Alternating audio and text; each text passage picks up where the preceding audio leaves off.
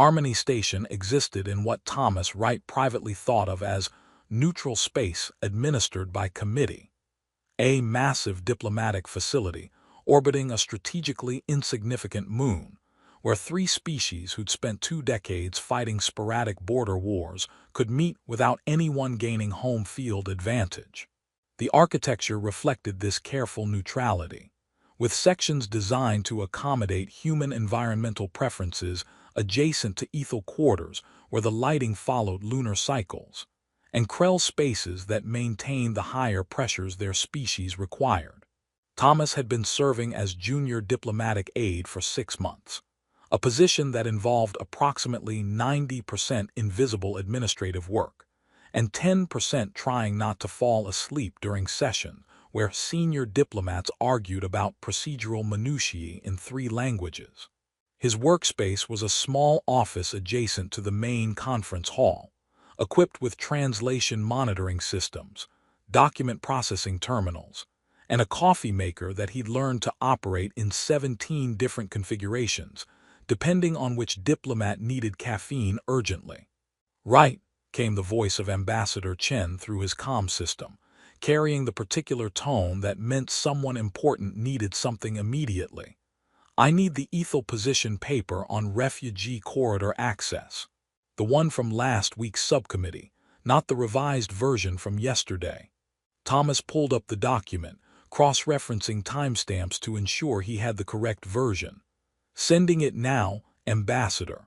Though I should mention that the translation in paragraph 7 might be misleading.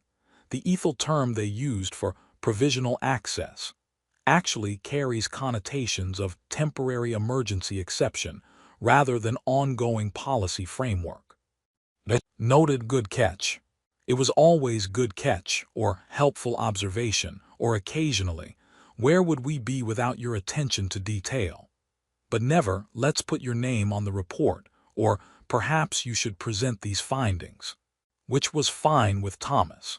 He'd learned years ago that anonymity had significant advantages over recognition, especially after the incident that had ended his promising career in xenolinguistics and relegated him to administrative support roles, where nobody asked too many questions about his background. The summit had been in session for 4 months, with minimal progress on any of the major issues that had brought 3 species to the negotiating table. Refugee resettlement remained deadlocked, trade route access generated endless procedural arguments, and the establishment of joint security corridors, passages through contested space that would allow displaced populations safe transit to neutral territories, seemed no closer to resolution than when the summit had begun. Thomas watched the morning session from his monitoring station, taking notes while human representatives argued that refugee corridor access should be conditional on commercial trade agreements. Ethel delegates insisted that humanitarian corridors couldn't be contingent on economic negotiations, and the Krell observers threatened to withdraw from the summit entirely if their security concerns weren't addressed. "This is going nowhere," muttered Ambassador Chen during a brief recess, accepting coffee that Thomas had prepared to her exact specifications. "We've been circling the same arguments for weeks." "The linguistic analysis suggests all parties actually agree on the core principles," Thomas offered quietly.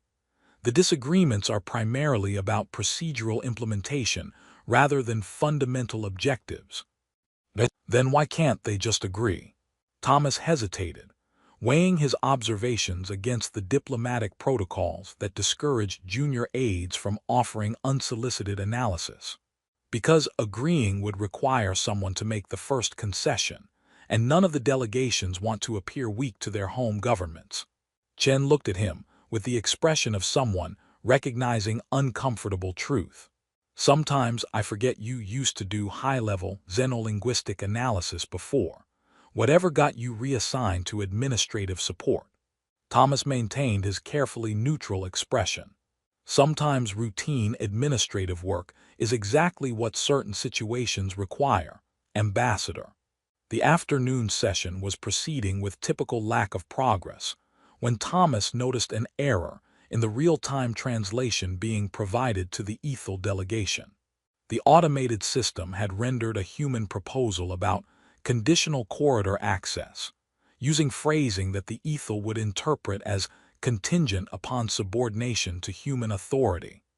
A translation that would not only derail the current discussion, but potentially insult the ethel enough to trigger their withdrawal from the summit. Thomas activated his communication channel to the Translation Services Coordinator. We have a critical mistranslation in the ethel feed. Paragraph 3 of the human proposal is rendering incorrectly. It needs immediate correction before Ambassador Velshara responds. Correction logged, came the reply. Though the automated systems flagged your intervention as outside your administrative authority.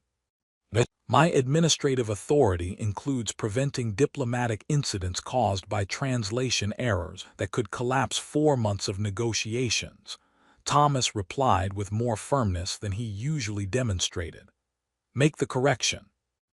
The adjustment was implemented seconds before Ambassador Lyanna Velshara of the ethel delegation began her response, her luminous silver eyes briefly flickering toward the observation gallery, where Thomas sat at his monitoring station. The moment passed so quickly that Thomas wasn't certain whether she'd actually noticed his intervention, or if the glance had been coincidental.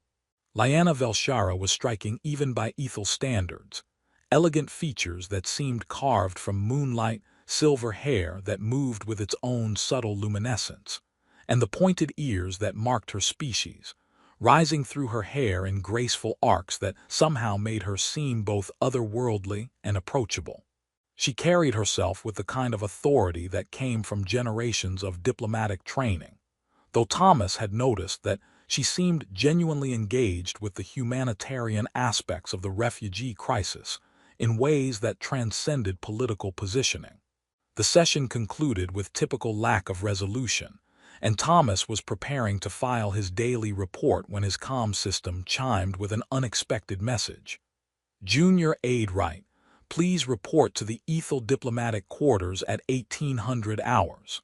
Ambassador Velshara requests consultation regarding linguistic clarification.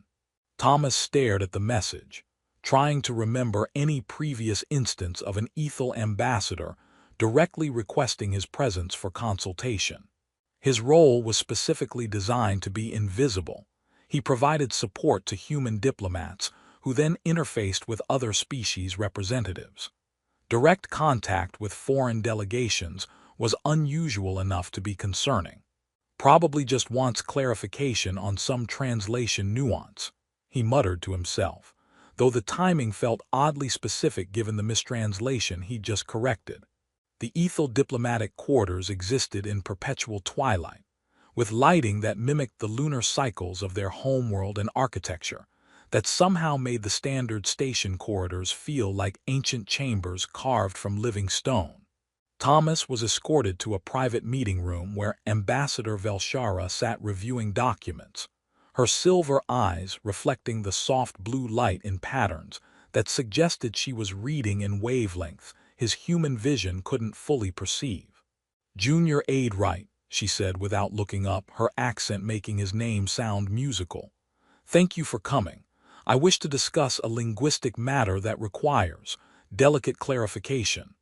Of course, Ambassador, how can I assist? She finally looked up, her gaze holding his with an intensity that made Thomas acutely aware that he was alone in a room with someone whose species he'd studied academically, but never truly understood. The phrase that was corrected this afternoon, conditional corridor access, what would be the most accurate ethel translation that preserves the human intent without implying subordination? Thomas pulled up his translation references, grateful for the familiar routine of linguistic analysis. The human delegation likely intended to convey access contingent upon mutual agreement rather than access conditional upon authority. The distinction is subtle but significant in ethel formal diplomatic language. You have studied our language extensively. I studied xenolinguistics before my current assignment, Ambassador. Ethel formal communication was part of my specialization. Before your current assignment, Lyanna repeated thoughtfully. You were a senior translator, yes, before the incident that relegated you to administrative support. Thomas felt his carefully maintained composure crack slightly. I'm not certain what incident you're referring to, Ambassador. The one where you correctly identified that a proposed treaty with the Centauri contained deliberate mistranslations designed to grant them rights to human-controlled resources, and were subsequently reassigned after corporate interests complained that your interference had cost them profitable contracts. Lyanna's expression held something that might have been sympathy or respect. I make it my business to know the backgrounds of people whose linguistic precision prevents diplomatic disasters. Then you know I prefer to work in roles where my interventions don't attract attention, because attention proved dangerous when corporate profits were at stake. Lyanna stood, moving closer with the fluid grace characteristic of her species. Tell me, Thomas Wright, do you believe the refugee corridors should remain closed while we argue procedural details? The directness of the question caught Thomas off guard. My personal beliefs aren't relevant to my administrative duties, Ambassador. That's not an answer. Thomas weighed his options, then decided that someone who'd researched his background deserved honesty. No, Ambassador. I don't believe humanitarian corridors should remain closed while we engage in political theater that serves corporate interests more than displaced populations. Lyanna's smile held satisfaction that suggested she'd been hoping for exactly that response. Good. Then perhaps you'll understand what I'm about to do tomorrow. I'm not sure I follow, Ambassador. You will, she said, her luminous eyes holding depths he couldn't quite interpret. Thank you for the linguistic consultation, Junior Aide Wright. I suspect our next conversation will be considerably more public. As Thomas left the Ethel quarters, he couldn't shake the feeling that he'd just participated in something far more significant than a simple translation discussion, and that his comfortable anonymity was about to be thoroughly disrupted by an ambassador whose intentions he didn't fully understand but suspected would change everything. The summit's emergency plenary session was called for the following morning, with all delegations summoned to address what human leadership was calling final positions on core disagreements, and what everyone else recognized as diplomatic language for, we're about to admit this entire summit has failed. Thomas took his customary position at the observation station, prepared to document yet another round of arguments that would go nowhere, while thousands of refugees remained displaced in contested territories. Ambassador Chen briefed the human delegation with the exhausted precision of someone who'd spent 4 months watching her career achievement turn into political stalemate. We're proposing a final framework for conditional corridor access tied to trade agreements. It's not ideal, but it's the most we can get the home government to accept. Thomas reviewed the proposal, his xenolinguistic training immediately flagging problems. Ambassador, the Ethel will interpret this framework as demanding they surrender territorial sovereignty in exchange for humanitarian access. It's diplomatically equivalent to holding refugees hostage. I'm aware of the implications, right? But unless you have a better solution that doesn't require me to convince Earth's corporate lobby to accept reduced profit margins, this is what we're working with. The session began with the usual procedural formalities, each delegation taking positions that had been entrenched since the summit's second week. Thomas was taking notes, his attention divided between the official statements and the linguistic undertones that revealed how little genuine communication was actually happening, when he noticed Ambassador Lyanna Velshara rising from the Ethel delegation. Point of personal privilege, she announced, using a procedural phrase that immediately silenced the hall. Personal privilege was rarely invoked, reserved for statements that transcended normal diplomatic protocol and required the Assembly's full attention. The chair recognizes Ambassador Velshara, said the summit coordinator with obvious curiosity.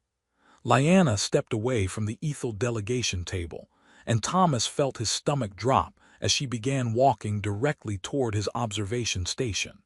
Every diplomat in the hall turned to watch as she approached the administrative section, where junior aides were supposed to be functionally invisible.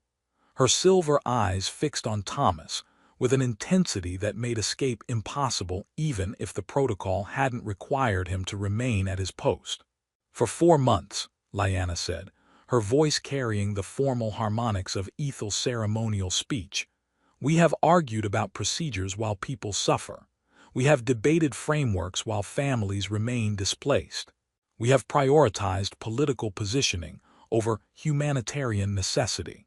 She stopped directly in front of Thomas's station, close enough that he could see the complex patterns of light that moved through her silver eyes like captured moonlight. "I have watched this human," she continued, gesturing to Thomas, "correct translations that would have caused disasters.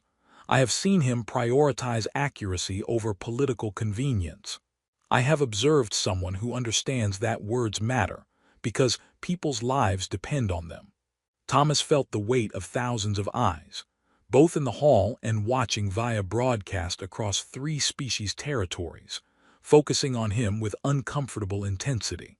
"Thomas Wright," Lyanna said, switching from formal diplomatic speech to personal address that made the statement both more intimate and more legally binding. "I wish you were my husband, human." The hall erupted in chaos, diplomats shouting questions, translators desperately checking whether they'd rendered the phrase correctly, and Thomas sitting frozen as his xenolinguistic training processed what had just happened with horrifying clarity.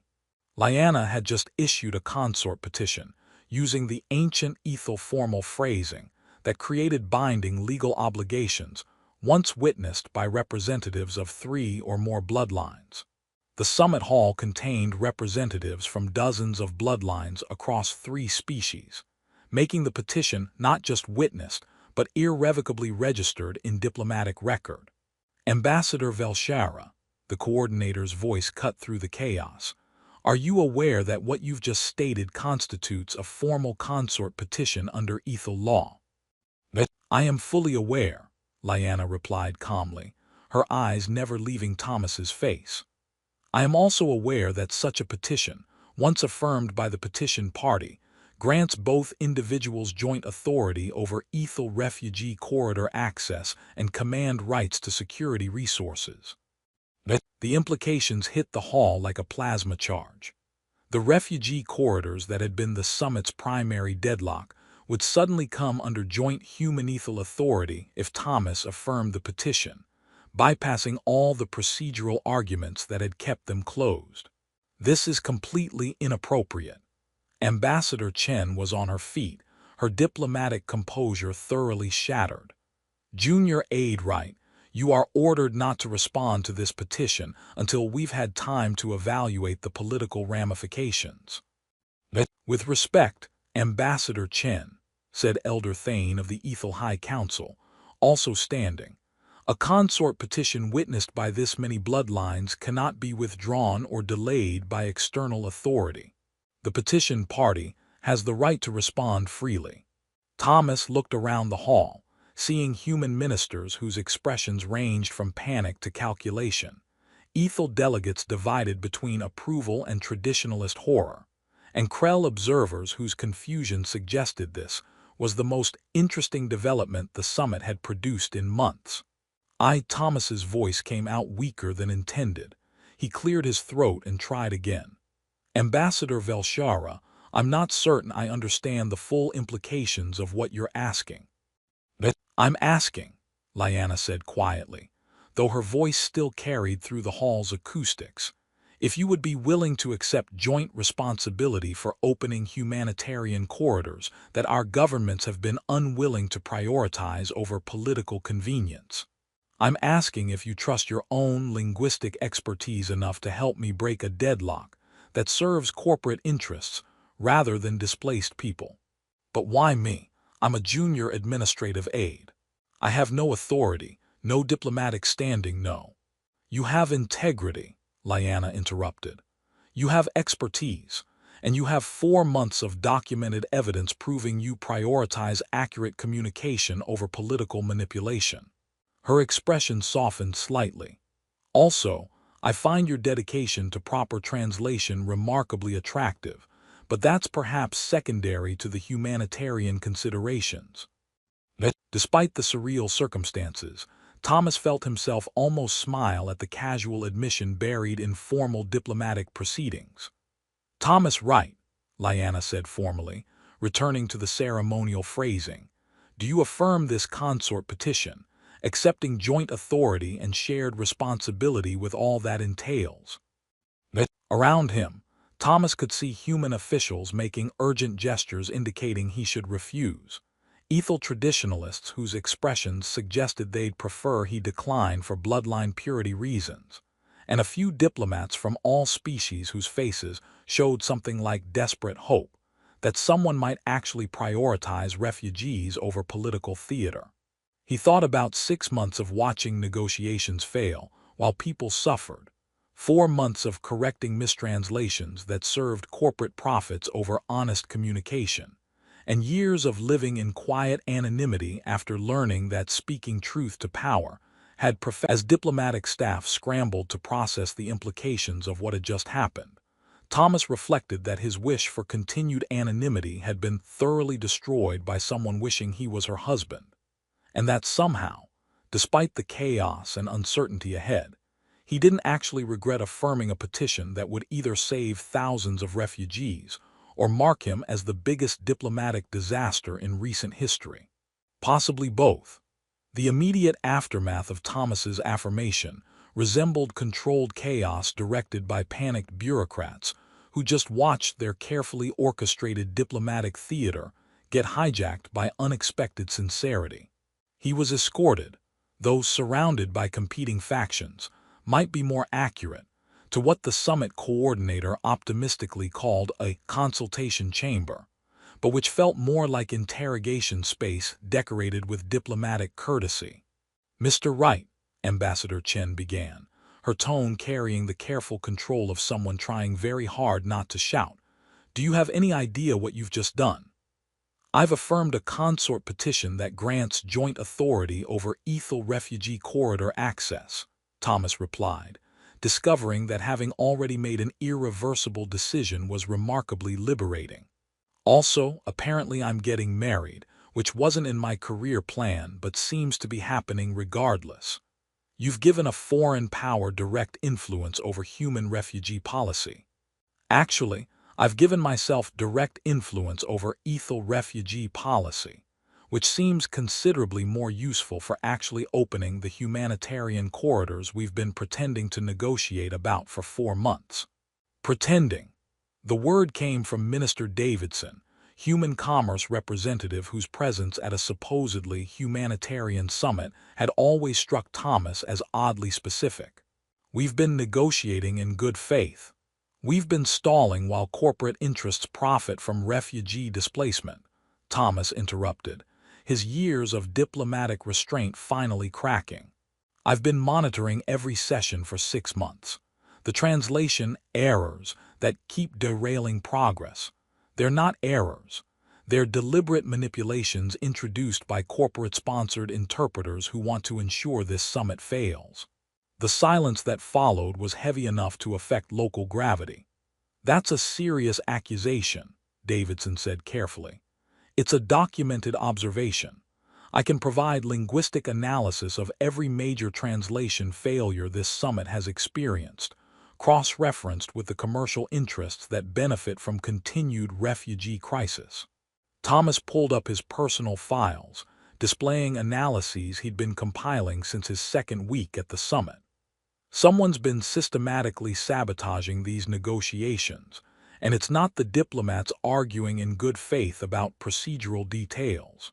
Ambassador Chen stared at the data, her expression shifting from anger to horrified recognition. Why didn't you report this earlier? Because the last time I reported corporate manipulation of treaty language, I got reassigned to administrative support and told to keep my linguistic observations to myself. Thomas gestured to the files. I learned that speaking up has consequences. Apparently, I needed an alien ambassador to publicly confess feelings for me before I'd risk my comfortable anonymity again. The door to the consultation chamber opened, admitting Lyanna along with Elder Thane and several other Ethel officials whose expressions ranged from approval to barely contained traditionalist outrage. The consort petition has been formally registered, Elder Thane announced. Thomas Wright is now bonded to Ambassador Velshara under Ethel law, with all rights and responsibilities that entails, including, added another Ethel official whose ceremonial robes suggested high-ranking religious authority, joint command over refugee corridor access, shared authority over House Velshara resources, and blood bond rights that supersede external political pressure from either species. Blood bond rights, Thomas repeated, fairly certain that particular detail hadn't been mentioned during his xenolinguistic studies. Ethel consort bonds create legal protections that prevent external authority from separating bonded pairs or overriding their joint decisions, Lyanna explained, moving to stand beside him with the kind of casual partnership that suggested she'd been planning this particular aspect carefully. It means that neither your government nor mine can annul our authority over the refugee corridors without both of us agreeing to relinquish it. Which we won't, Thomas said, understanding dawning. Because we both actually want the corridors opened. Exactly. Minister Davidson's expression suggested he was recalculating his entire approach to the summit. This is political maneuvering disguised as romantic confession. This is romantic confession that happens to serve humanitarian purposes, Lyanna corrected. The distinction matters. Not to the people whose commercial interests depend on continued refugee displacement, Thomas added, noting how Davidson's careful neutrality cracked slightly at the direct accusation. Minister, your trading corporation has 17 contracts with refugee processing facilities that profit from extended displacement. Opening the humanitarian corridors would cost your company approximately 40 million credits per quarter. How do you? Davidson stopped, clearly recognizing he just confirmed Thomas's accusation. My commercial interests are completely separate from my diplomatic role. Are they? Because the translation errors I've been documenting correlate suspiciously well with moments when progress toward corridor access would have threatened corporate profit margins. Thomas activated his linguistic analysis, displaying patterns that painted a damning picture of systematic sabotage. Someone's been paying interpreters to introduce mistranslations at critical moments. Want to guess whose financial records show regular payments to translation services coordinators? The consultation chamber had gone very quiet, with even the Ethel officials who'd seemed opposed to Lyanna's consort petition now watching the exchange with intense interest. Mr. Wright, Elder Thane said slowly, are you suggesting that corporate interests from multiple species have been collaborating to ensure this summit fails? I'm not suggesting it. I'm documenting it. Thomas pulled up additional files showing financial connections between human, Ethel, and Krell commercial entities. The refugee crisis is profitable for companies on all sides. Processing facilities, transportation contracts, security services, they all benefit from keeping people displaced rather than resettled. Opening humanitarian corridors would eliminate most of that revenue stream. So they've been sabotaging the negotiations to maintain their business model, Lyanna added, her voice carrying cold fury that made Thomas grateful she was on his side. Which means this summit was never really about diplomatic disagreements at all. It was about giving various species governments political cover to avoid making decisions that would cost their corporate supporters money, Thomas finished. We've been performing elaborate theater while people suffer, all so that companies can profit from humanitarian crisis. Ambassador Chen looked like someone watching her carefully constructed worldview develop cracks large enough to drive a diplomatic transport through. If what you're saying is true, it is true, Thomas interrupted. 4 months of linguistic analysis and financial correlation don't lie, Ambassador. The question is what we do about it now that my accidental marriage has given us authority that corporate interests can't easily override. We open the refugee corridors immediately, Lyanna said firmly.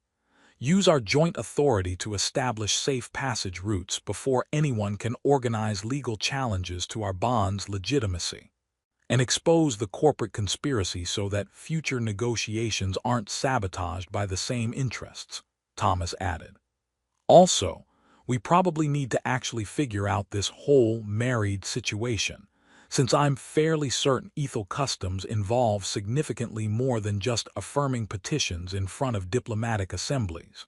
Lyanna's smile held both relief and genuine affection. Ethel bonding ceremonies are quite beautiful, actually, though they do involve blood sharing that your people might find unusual. At this point, unusual seems to be my new normal, Thomas replied. Though I should probably mention that I have absolutely no experience with interspecies marriage, joint resource administration, or defying corporate conspiracies that span multiple civilizations. Then it's fortunate you're bonded to someone who has considerable experience with all three, Lyanna said, taking his hand with the kind of casual intimacy that suggested their partnership was about to become significantly more complicated than simple political alliance. As various officials began arguing about the legal implications of their bonding and the proper procedures for exposing systematic corporate sabotage, Thomas reflected that his comfortable career of invisible administrative support had been thoroughly destroyed by an alien woman's public confession, and that somehow, despite the chaos and uncertainty ahead, he was looking forward to discovering what partnership actually meant when built on mutual respect, shared purpose, and the revolutionary idea that maybe humanitarian crises shouldn't be profitable business opportunities. The evidence of corporate sabotage proved easier to compile than Thomas had expected, primarily because the conspirators had never anticipated a junior administrative aide would both notice the patterns and have the standing to act on them. Within 48 hours of affirming Lyanna's consort petition, Thomas had assembled documentation that painted a comprehensive picture of systematic manipulation, spanning 2 decades of failed peace negotiations. The translation services coordinator received regular payments from shell companies linked to refugee processing corporations. Thomas explained during an emergency session, attended by diplomats from all 3 species and neutral observers, whose jurisdiction included investigating diplomatic fraud. Every major negotiation failure correlates with payments made within 72 hours before key sessions. The evidence displays showed financial networks that connected human, Ethel, and Krell commercial interests in ways that explained why all 3 species had somehow managed to maintain profitable refugee crises despite genuinely wanting peace. They weren't enemies, Lyanna added, her voice carrying the cold precision of someone who'd spent months suspecting conspiracy without being able to prove it. They were business partners cooperating to ensure our governments remained adversaries, because adversarial relationships meant continued displacement, which meant continued profits. That's, Elder Thane paused, clearly struggling with the implications. That's systematic exploitation of humanitarian crisis for commercial gain. That's what I've been documenting for 6 months, Thomas said. Though I should mention that my documentation was originally compiled as personal insurance after my previous employer tried to end my career for exposing corporate manipulation. I never expected to actually use it. And then I publicly confessed feelings for you in front of the entire summit, Lyanna said with a smile that held both pride and affection, giving you the standing to present evidence that would otherwise be dismissed as the complaints of a junior aide with dubious motivations. Exactly. Turns out being accidentally married to an Ethel ambassador provides excellent credibility when exposing galactic conspiracy. The investigation that followed revealed the full scope of the manipulation. coordinated sabotage spanning multiple summit attempts, financial incentives that had corrupted translation services, and corporate lobbying that had convinced all three species governments that opening humanitarian corridors would be politically costly, when it would actually just reduce certain companies' profit margins. The motion before this body, announced the neutral arbitrator who'd taken over summit coordination after the conspiracy's exposure, is to grant joint humanethal authority under the Wright-Velshara consort bond to immediately open humanitarian corridor access, pending full investigation of the documented sabotage. The vote was unanimous, which Thomas suspected was less about genuine consensus and more about every diplomat present wanting to distance themselves from corporate manipulation that had just been exposed to billions of viewers across three civilizations. Then by the authority vested in our bonded partnership, Lyanna said formally, though she squeezed Thomas's hand with warmth that transcended diplomatic protocol, we hereby declare the ethel humanitarian corridors open for refugee transit, effective immediately. The response was immediate. Transport ships that had been waiting in neutral space for months suddenly received clearance to enter ethel-controlled territories. Refugee processing facilities that had profited from extended displacement found their contracts terminated, and thousands of displaced families began moving toward resettlement opportunities that had been denied, while governments performed political theater. The formal bonding ceremony took place 3 days later, combining ethel blood-sharing traditions with human partnership customs in ways that created something entirely new belonging to both cultures. Thomas stood in the ceremonial chamber wearing robes that made him look like a diplomatic envoy from a culture that valued both practicality and artistic expression, while Lyanna wore garments woven from threads that seemed to capture and hold starlight. The blood bond, Elder Thane explained to the assembled witnesses, represents the intermingling of two lives into shared purpose. In ancient times, it was literal, genetic material exchanged to create biological connection. In modern practice, it's symbolic, a sharing of intent and commitment that transcends physical form. Thomas had spent the previous 72 hours learning ethel bonding customs while simultaneously coordinating the opening of refugee corridors, which meant his understanding of the ceremony he was about to participate in was theoretical at best and based heavily on diplomatic briefing documents written by people who'd never actually witnessed an ethel bonding. Thomas Wright, Lyanna said, her voice carrying formal harmonics that made his name sound like music. I bond with you not because custom demands it, not because political necessity requires it, but because in 4 months of watching you work, I saw someone who understood that words matter because people's lives depend on them. She placed her hand over his heart, and Thomas felt warmth spread through his chest, not painful like he'd feared based on dramatic descriptions of ethel blood rituals, but gentle like the sensation of recognizing something true that had been waiting to be acknowledged. I promise to trust your linguistic expertise even when it contradicts political convenience, Lyanna continued, her silver eyes holding his with an intensity that made the ceremony feel both intimate and cosmic. I promise to stand beside you when corporate interests attempt to silence truth that threatens their profits. And I promise to teach you proper ethel pronunciation, because your accent is charming but occasionally makes ceremonial phrases sound like you're ordering lunch. Laughter rippled through the assembly, genuine shared amusement from both ethel and human witnesses, who were watching unprecedented cooperation emerge from a confession nobody had expected. Thomas took a steadying breath, aware that billions were watching this ceremony across 3 civilizations, and that his words would become part of diplomatic record studied by future xenosociologists, trying to understand how an administrative aide and an ambassador had accidentally reshaped interspecies relations.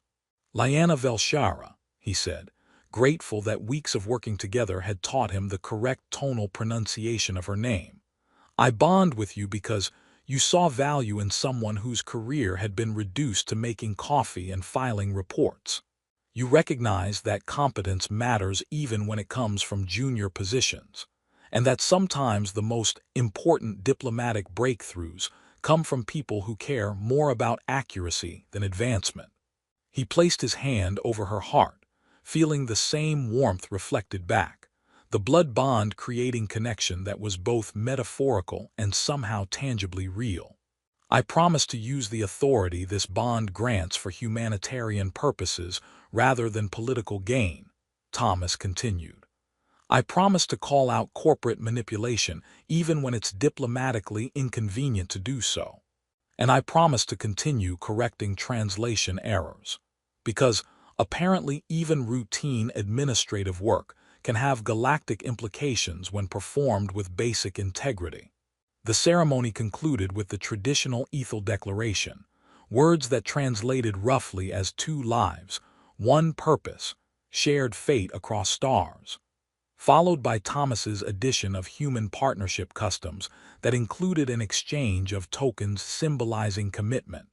Lyanna had given him a crystalline device containing complete ethel linguistic databases, while Thomas had offered her a worn copy of his personal translation manual with handwritten notes about the importance of context in cross-cultural communication. "These are perfect," Lyanna said softly, examining the manual with the care usually reserved for ancient artifacts.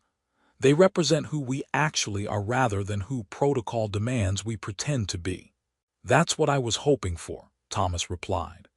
"Though I should probably admit that I'm still processing the fact that 3 days ago I was an anonymous administrative aide, and now I'm joint administrator of interstellar refugee operations, married to an alien ambassador whose confession changed everything."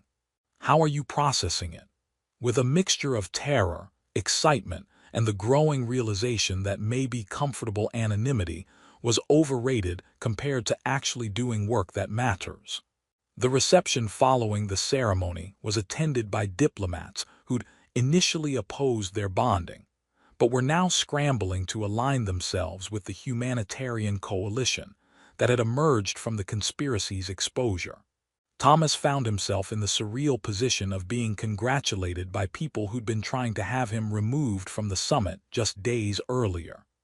"Mr. Wright," Minister Davidson approached with the carefully controlled expression of someone whose commercial interests had just been thoroughly disrupted, "I wanted to apologize for my earlier resistance to your bonding. I see now that you and Ambassador Velshara have accomplished what traditional negotiations could not." "You mean we've cost your company millions in lost refugee processing revenue," Thomas replied, his newly acquired authority making him less inclined toward diplomatic circumlocution. "But thank you for the apology. I'm sure it's sincere and has nothing to do with wanting to position yourself favorably for the corporate reform investigations that are about to begin." Davidson's smile grew strained. "Quite. Well, congratulations on your bonding." As the minister retreated, Lyanna materialized at Thomas's side with the fluid grace that characterized her species. "You're developing a talent for diplomatic rudeness. I'm impressed." "Years of administrative invisibility gave me plenty of time to compose responses I never got to deliver," Thomas said.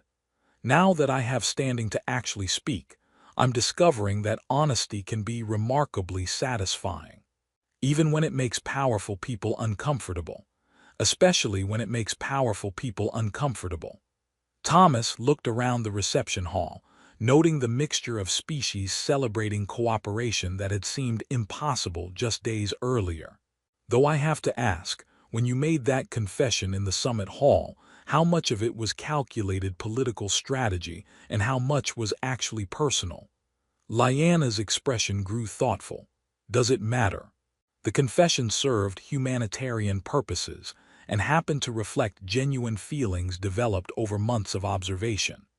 "It matters to me, because I need to know if I'm in a political partnership that includes personal affection or a personal partnership that happens to serve political purposes." "What would you prefer?" I'd prefer the truth, whatever that is. Lyanna took his hand, leading him away from the reception crowd to a quieter observation deck, where Harmony Station's windows showed the refugee transports beginning their journeys through the newly opened corridors. "The truth," she said quietly, "is that I noticed you during the second week of the summit, when you corrected a translation error that would have caused significant diplomatic damage but didn't take credit for preventing the crisis. I found your competence attractive, your integrity refreshing, and your apparent lack of interest in political advancement both unusual and appealing. So you observed me for 4 months before making a public confession that would upend galactic diplomacy. I needed to be certain you were who you appeared to be rather than simply another ambitious functionary performing humility." Lyanna's silver eyes reflected the light from passing ships. "And I needed the right moment, when your expertise and my authority could combine to break the deadlock that was costing thousands their homes. Political strategy wrapped in personal feelings. Personal feelings that found political expression, yes." She turned to face him fully. "I wish you were my husband because I genuinely wished it, Thomas. The fact that my wish could also serve humanitarian purposes doesn't make the desire less real." Thomas looked out at the refugee ships, thinking about the thousands of families who were finally moving towards safety because an alien ambassador had noticed his work, and decided that a public confession might be the catalyst needed to transform stalemate into progress. "I don't think I properly thanked you," he said finally, "for seeing value in someone whose career had been reduced to invisibility, for recognizing that administrative competence might matter more than diplomatic seniority, for risking your own political standing on the hope that I'd affirm a petition that could have gone very wrong if I'd refused. You don't need to thank me for noticing qualities that were obvious to anyone paying attention." Lyanna's smile held warmth that transcended diplomatic courtesy. "Though I appreciate the sentiment." 6 months later, as Thomas reviewed refugee resettlement reports while Lyanna negotiated expanded corridor access with newly cooperative authorities from all 3 species, he reflected on how thoroughly his life had been transformed by 7 words spoken in a summit hall. "I wish you were my husband, human." The work was more complex now, involving humanitarian coordination that spanned star systems and diplomatic protocols that combined human and ethel traditions in ways that neither species had imagined before their bonding. But at its core, it was about the same thing his original administrative role had been meant to serve, making sure accurate communication happened so that people's lives weren't destroyed by preventable failures. The only differences were that his partner could perceive light in wavelengths his eyes couldn't see. Their joint authority over refugee operations had saved thousands of families from continued displacement, and their relationship had become the proof that sometimes the most important breakthroughs come from unexpected confessions noticed by the right person at the right time. "You're smiling," Lyanna observed, entering their shared workspace with documents requiring joint authorization. "Either the resettlement numbers are exceeding projections, or you're contemplating how absurd our lives have become."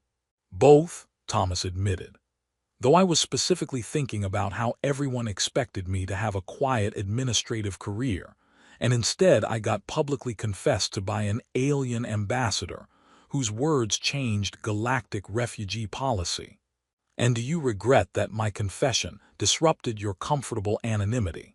Thomas looked at her, this remarkable woman who'd risked her political career on the hope that a junior aide's competence might be more valuable than diplomatic seniority, who'd trusted him with joint authority over humanitarian operations, who'd shown him that sometimes the most important work involves speaking truth even when silence would be safer. "Not even slightly," he said. "Though I do occasionally wonder what my life would have been like if you just sent a private message instead of making a public confession before the entire summit." "Considerably more boring," Lyanna replied with certainty, "and significantly less effective at breaking corporate conspiracies that profit from humanitarian crises." When you put it that way, public confession